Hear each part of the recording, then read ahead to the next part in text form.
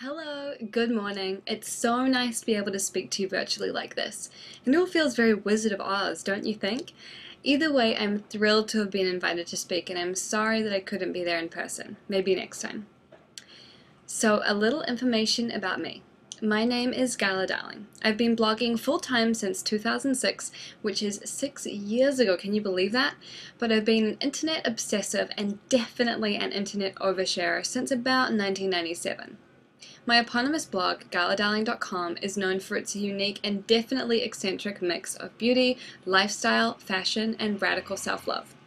My thinking is that women are wonderful and we are complicated creatures too, so why not embrace and celebrate all parts of ourselves? Way back in 2006, my blog was all about fashion, but as the readership grew, I realized that when a woman wrote to me asking for advice on how to hide her chubby thighs, for example, the answer wasn't that she needed a $300 pair of jeans. To me, it's clear that the answer is that she needs to learn to love herself and accept herself as she is, to celebrate her assets instead of obsessing over her flaws. So the radical self-love movement was born from that, and writing on that subject and encouraging women to see the magic in their own lives as well as within themselves has meant a lot to me. In the past 6 years, I have worked with all kinds of people and I've done all sorts of collaborations with companies like Starbucks and Estee Lauder and amazing people like Mary-Kate and Ashley Olsen, which was a major moment for me since I have been a fangirl since, I don't even know when, a long time ago. I was recently brought on as the beauty and style editor at exojane.com, a site started by Jane Pratt of Sassy and Jane magazines, and I write a fortnightly column which is syndicated across 5 Australian newspapers. So I'm a busy girl, and I've done pretty well for myself, which I'm very proud of. People ask me what my secret to success is, and aside from my unusual point of view and dedication to positivity, which of course are important and I think make me different from a lot of other people, I also work extremely hard and I'm not afraid to say what I'm worth. This makes a big difference. In my experience, here are some things that people don't want to do, in general. Number 1, brag about themselves.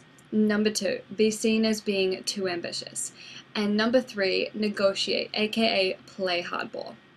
But you know what? I think that all 3 of those things are part of the same issue, which is knowing your value and going after what you want.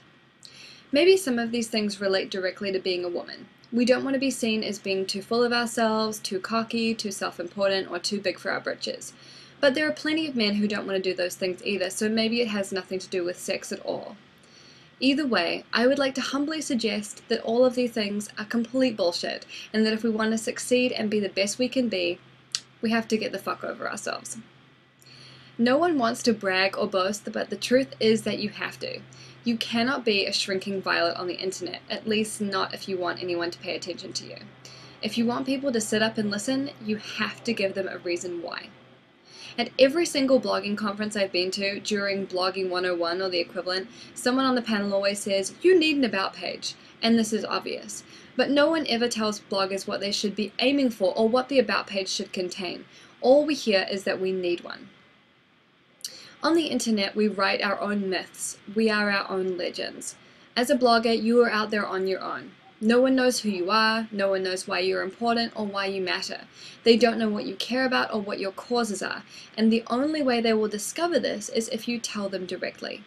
You have to be your own PR agent, your own pushy stage mother, your own cheerleader. Trust me when I say that no one else is going to do it for you. I discovered this firsthand a few years ago. I had recently realized how brilliant New York City was, and I wanted to live there desperately. But I was procrastinating on getting a visa, so I was splitting my time between New Zealand and New York, which are about as far away as you can possibly get. I had a 3-month tourist visa for the USA, which, as the name implies, meant I could only be in New York City for 3 months at a time. I was living out of suitcases, sometimes visiting Canada or Australia to switch things up, and while that may sound glamorous, anyone who has done a significant amount of traveling knows that this is not the case. It sucks. It is hard. It is exhausting. Being unable to put down roots makes you feel disconnected all the time, and it makes it impossible to commit to anything meaningful. Life always feels rushed and stressful. So at the time, I was essentially a transient person. I had no permanent address. I would stay in an apartment for 3 months and then leave. Now, I didn't want to describe myself as some kind of drifter or vagrant. That didn't sound very appealing to me. But then I had this idea that I could call myself an international playgirl. I mean, it summed up what I was doing. I was going from place to place and I was having a good time. The fact that I had to do it had nothing to do with it, really. And so I did. I called myself an international playgirl. And in fact, that phrase is still on my About page, it's on my Twitter page, it's all over the place. It's come to be a real identifier of who I am. And even though I now live permanently in the United States with my husband and our 2 dogs, which is about as stable as it can possibly get, I still travel a lot. I love to fly around the world. I blame it on my Sagittarius moon. I can never stay still for too long. I'm certainly an international playgirl. It's part of my DNA. But people will believe whatever you tell them. They will believe the hype. In fact, about a month after I christened myself an international playgirl, a woman wrote a blog post. How did Gala Darling become an international playgirl? She wanted to know. She even, I am not kidding about this, created a flowchart showing Gala in Melbourne, Gala in New York, and a big question mark in the middle which said, when did she become an international playgirl and how? That is the fantastic and bizarre thing about the internet. You can craft yourself to be whoever you want. Now, there's a difference between putting a spin on something like being transient versus being an international playgirl and outright lying, which I would never encourage. Of course, people will accuse you of lying anyway, but that's life on the internet. My point is that when we're online, we create our own fairy tales. We write our own epic sagas. We distribute our own fantasies. We are 100% in charge of the information we put out there about who we are, what we do, and what is important to us. So it makes sense to spend time doing this, to do it carefully and creatively, and to cultivate an image of which we can be proud. The easiest place to start doing this is in the About section of your blog. I believe a good About page is like an exquisite burlesque performance. The key is to tease and titillate, but not give too much away. Your readers don't want to know everything from your education to your insecurities to the wart on your little toe. A little mystery is fabulous and fascinating. It is also powerful. Actually, I take that back. Your readers do want to know everything, but you need to know how to feed it to them. Slowly, piece by piece. I would always advise against making your blog a place of emotional word vomit unless you are planning on capitalizing on car crash spectators. Okay, back to the topic at hand, your About page. So when you have a break today, grab a piece of paper, old school I know, and start working on your new bio. The reason for starting on paper is so that you can brainstorm effectively and really get out of your digital box. Start writing down words that you feel describe you or even that you wish described you. Then throw in some words that describe your side and your point of view. Take your time when you do this and use a thesaurus. So you might choose words like pink, electric, clean, quick, orchidaceous, minimal, sparkly, efficient, positive, cynical, domestic, wild, luxurious, thrifty, brave, wise, thoughtful, kind, witty, smart, upbeat, but of course these words can be anything you like. All that matters is that they are meaningful to you. When you have a nice collection of words which excite you, sit at your keyboard and pretend to be someone else. Imagine, for example, that you have hired a fabulous PR representative and that somehow, magically, you have become this person. Maybe your PR representative is a woman who wears a huge hat at all times, or maybe your PR representative is a man who is a sort of a shark wearing a sharp suit. It doesn't matter, just get into character. Then start writing about yourself and do it in third person. Don't be shy. Brag your panties off. Get into it. Go completely over the top if it helps you. If you're feeling lost, look at the About pages of some of your favorite bloggers. Even look at the About page of a couple of blogs you don't like. It doesn't really matter, just see what people are saying about themselves. Of course, you shouldn't copy them, but this should inspire you to take some risks and to talk yourself up. Like I said earlier, if you don't talk yourself up, no one else will. People will assess your value based on what you say about yourself. It's like that old thing about inviting someone into your house. If you treat your home with respect, your guests aren't going to ash cigarettes on your carpet. But if your kitchen is full of filthy dishes and you're slopping red wine all over the place, then they'll follow suit. People only respect us as much as we respect ourselves, and even though this might sound like I'm getting a little bit deep, this concept extends to our blogs and our online personas too. I mean, think about it. Your About page is the first page your new reader is going to click on when they visit. Everyone wants to know a little bit about who the words came from. I have to say, when I find a new blog, if the About page is lackluster, I usually don't stick around. I only want to read a blog written by someone who I think is interesting, inspiring, or aspirational in some way. If your about page says, "Hi, my name is Jane. I like cats and live in Minneapolis. Thanks for reading," I'm going to close the window. Harsh but true. And if a company wants to work with you, they will look at your about page, maybe even print it off and use it as the basis of their decision of whether to hire you. It's an important thing. It's no joke. Now, this is not to say that your about page should be a factual yawn fest, because that's terrible too. There's nothing wrong with including humor or a silly photo. I do that and it works well for me. It accurately sums up my personality. I'm silly and sparkly and weird, and my about page shows this. But the goal should be that your about page expresses your best self. I realized how much this topic needed to be discussed when it came up in conversation twice over 2 days. Just recently, in fact. The first time, this was like 2 days ago, I was having drinks with a writer friend of mine, and we were working on pitching some of her ideas to a magazine. She'd sent her pitches through to me as well as a bio, and I said to her, "This bio is good, but it needs to be blown out and made bigger. You need to think of yourself as more of a character and write it that way. Fictionalize and fabulous yourself up a bit." And she said, "Oh, I hate doing that. It feels so stupid." "No!" I exclaimed vigorously, almost spilling my gin and tonic all over her. "It's the perfect opportunity to sell yourself as whatever you want." "I just hate that idea of bragging about myself," she said. "Don't sweat it," I responded. "You can go absolutely over the top in your first draft and then pull it back if you have to." That's exactly what she did do, by the way, and it was perfect. A day later, I was emailing with my friends, Kat and Nubby, about our upcoming weekend workshop, the Blogcademy, which is going to be amazing, theblogcademy.com, just had to throw that in there. We're putting together a magazine for all of our graduates, and Nubby needed Kat and I to send through our bios to include. I sent mine, and Kat replied, "Arse, I hate writing my about me stuff at the best of times. I just sound really boring." And then she sent another email starting off with, "Okay, cringe, here it is." And I replied, "Why does everyone hate writing their bios so much? It's the best possible PR exercise. I think I'm going to do an activity around this at the Blogcademy. Writing your bio is incredibly powerful. You actually have the ability to create a world and character for yourself. It is the ultimate." And it is. Writing your about page allows you to expose yourself to the world in whatever way you please. And hey, most of us are writers, so think of it as a character exercise. Let's move down to number 2 on the list of things bloggers don't want to do, which is being seen as too ambitious. Though I suspect this is not so much about being seen as ambitious, I think it's more about people thinking you're greedy or an opportunist. Fair enough, no one wants to be seen that way. But at the same time, it's reasonable to want to earn a little money from this thing that you pour so much time and energy into. As fun as blogging is, and despite the fact that most of us would do it for nothing if we're not already, the majority of us are now ready to make some money doing it. Even die-hard hobbyists are starting to look around and realize that almost everyone is making at least enough cash to cover their monthly hosting. I have always maintained that there is absolutely nothing wrong with making a living as long as you feel like you're doing it in good conscience. That's one of my guiding principles when it comes to accepting or declining work or gigs that come my way as a result of the blog. Does this feel good? If I do this, will I be acting with integrity?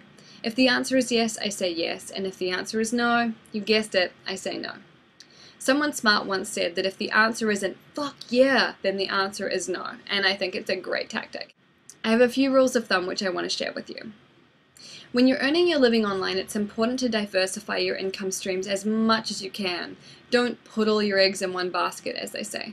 For example, when I started my blog, the advertising spaces I offered were my biggest money earner, but when the economy tanked a year or so later, I was really up the creek. Always be thinking of new ways to create an income for yourself. And by the way, not all of these ideas will work. Some of them will tank. As Danielle Laporte says, launch and learn. Now remember that your readers come to your site because they like you. The truth is that your fans want more of you, and a lot of them are happy to pay for additional content. I've seen great success with my Love and Sequence podcast, which I started to release as a monthly subscription, and even since that subscription has ended, I've continued to sell that ever since, and it's still a huge earner for me. The same thing goes for my Radical Self-Love Bootcamp, which is a 30-day self-esteem course. It's self-guided, you can start whenever you want, you can finish whenever you want. A lot of bloggers, I think, are afraid to release an online book or a digital product because they don't know how to do it. But here's a secret. No one knows how to do it the first time. You just have to work it out as you go. Again, launch and learn. Don't say yes to everything. When you're first starting out, like a couple of $100 for an ad from a casino or an electronic cigarette company might sound appealing, but keep in mind that everything you put on your site contributes to the tone and feel of what you're doing. Advertorial and paid text links can really cheapen the look and feel of your site too, so be careful and be choosy. Also, when it comes to advertising, there are a lot of groups which can handle your advertising for you. They'll take a cut of the proceeds, of course, but it's often worth it because it just makes your life so much easier. You can try Blog Ads, Style Coalition, Glam, AOL, Chitika, BlogHer, Google AdSense, Federated Media. There are oodles to choose from, and they all have their pros and cons. Before you sign a contract, however, be sure to do your due diligence. Talk to at least 3 other people who are using the network you're interested in and make your decision based on what they say, as well as your own research. Here's a boring but helpful hint.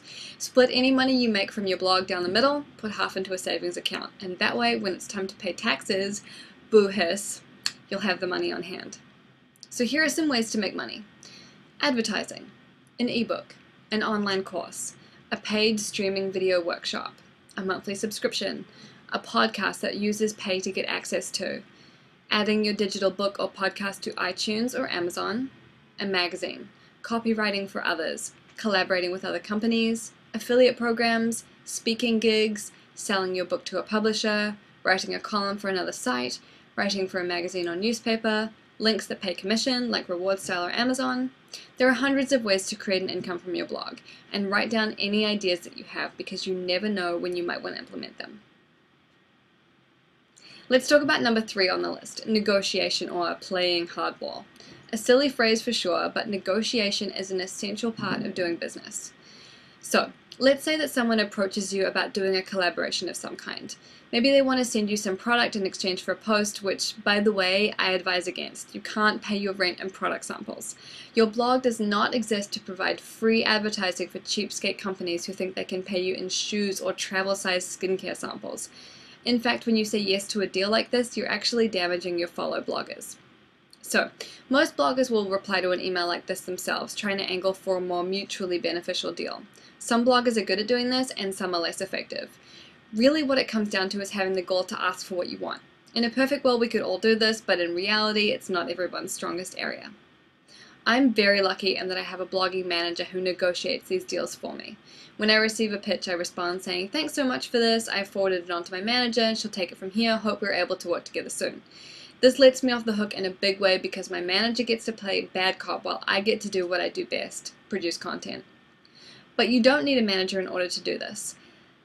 I once had lunch with a very smart, successful blogger who told me that she had an imaginary manager, aka a second email address, who did the bad cop negotiating on her behalf. How hilarious is that? Now, this is something I've never tried, and yes, it is quite controversial and more than a little bit dishonest. But if it enables you to do better work at a better price, maybe it's worth a try. And there's a bonus too, because you don't have to give your imaginary manager a 20% commission. Now, assuming that you're not going to pretend to have a manager, don't worry, there's another way. It's simple. You just have to build a bridge and get over your fear of stating your value. If you don't know what to charge for advertising, don't be afraid to ask your blogging friends for their advice. Another option is to visit blogads.com and see what people with traffic similar to yours expect for a week, a month, or 6 months placement. And by the way, when you tell someone a price or you give them a quote, it's okay to be nervous. In fact, the number you quote should make you feel a little uncomfortable. Don't worry that this will scare someone off. If they can't afford what you quoted, they can always make a counteroffer. It's easy to negotiate, but almost impossible to ask for more money later. I love blogging. I'm obsessed with it. To me, it fulfills so many needs. I'm able to be creative, earn a living, and be strategic at the same time. Best of all, I am 100% in control of whatever I do. I cannot think of anything better than that. The blogosphere is a fascinating place, and I'm so thrilled to be a part of it. There's always something new, and the landscape is constantly changing. There is always a brand new challenge or obstacle to conquer. Yehuda Berg said, "Smart people learn only from their teachers, wise people learn from everyone." Remember that everything you see online is a lesson, either in what to do or what not to do. No matter how long you may have been doing this, remember that the secret is always to keep an open mind. Always be a beginner. We all go to blogging conferences and workshops thinking that simply being in the same room as someone with knowledge will transform us, like their information will be switched into our brains somehow like magic, and that we will be automatically have a blog or an online presence as dynamic as theirs. And this is not how it works. The only way that things change is when we take action, so I implore you to take the lessons you learn here and then implement them. Make a list of things to do when you get home, and as soon as you have a moment to spare, just begin. This is the only way to improve your blog and make huge strides. Just begin. Thank you so much for listening.